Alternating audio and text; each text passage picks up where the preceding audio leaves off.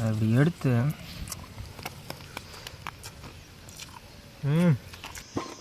சின்ன சின்னதாக இருக்க சின்ன வெங்காயம், காரசாரமாக இருக்க காரம் மிளவா, நறுக்குன்னு அடித்த நாட்டுக்கோழி, இதெல்லாம் வச்சு இன்னைக்கு என்ன செய்ய போகிறோம் தெரியுமா? நாட்டுக்கோழி காட்டு வறுவல் எப்படி செய்யறதுன்னு பார்த்துருவோமா? வாங்க. நல்லெண்ணெய் ஊற்றுறோம், காஞ்ச மிளகா,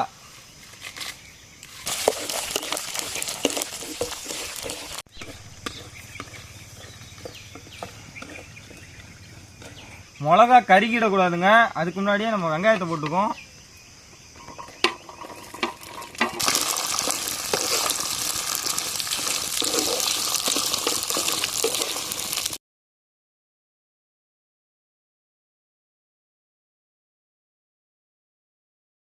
வெங்காயம் நல்லா வதங்கிடுச்சு.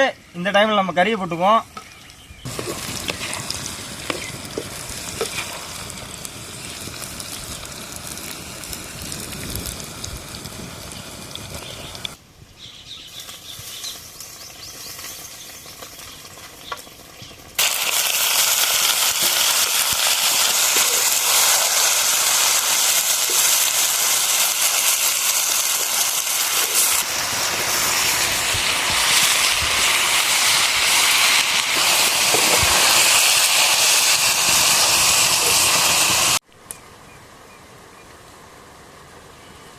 இதுக்கு வந்து நம்ம எந்த மசாலாவுமே சேர்க்கக்கூடாது. சின்ன வெங்காயம், மிளகா, அது மட்டும்தான். மஞ்சத்தூள் மட்டும் சேர்ப்போம்.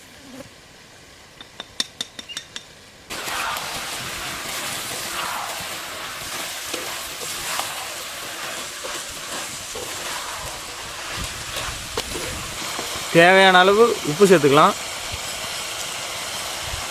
கல் உப்பு தான் அதுக்கு போடணும், அப்போ தான் அது டேஸ்ட்டு நல்லா கொடுக்கும்.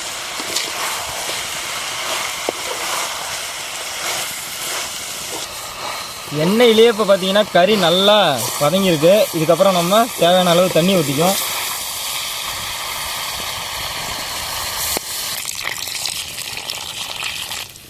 கறி நல்லா மூழ்கிற அளவுக்கு தண்ணி ஊற்றணும், ஏன்னா அப்போ தான் நல்லா வெந்து வரும் கறி.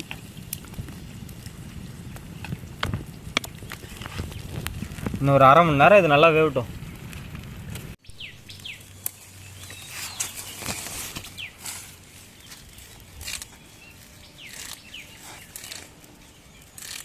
கருவேப்பிலை சேர்த்துக்கும்.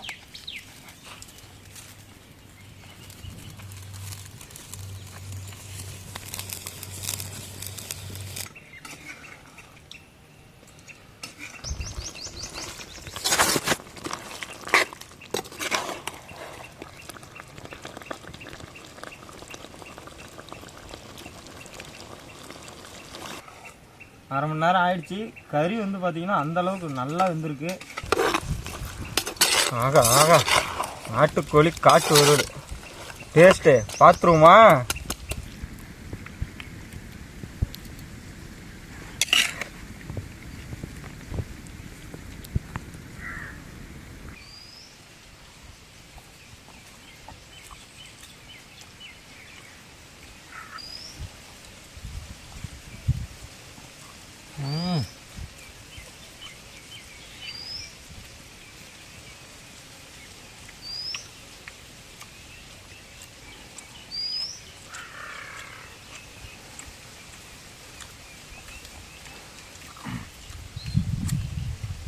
அந்த மிளகா தாங்க டேஸ்ட்டு.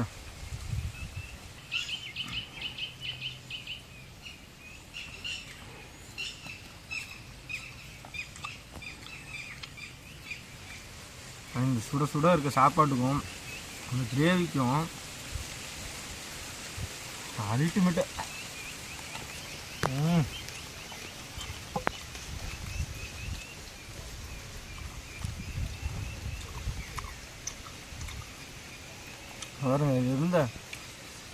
இருந்த கால் அதில் இருந்த கறி பூரா அப்படியே நழுவி விழுந்த மாதிரி ஆயிடுச்சு.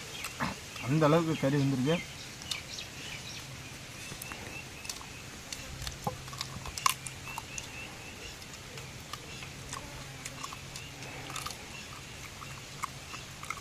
அப்படியே அந்த கிரேவியோடு அப்படியே ஒரு பீஸை வச்சு அது கூடவே அந்த மிளகாயும் வச்சு அப்படி எடுத்து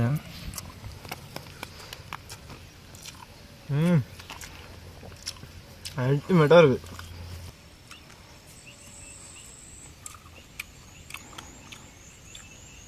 அவ்வளோ டேஸ்ட்டு பக்காவாக இருக்குங்க.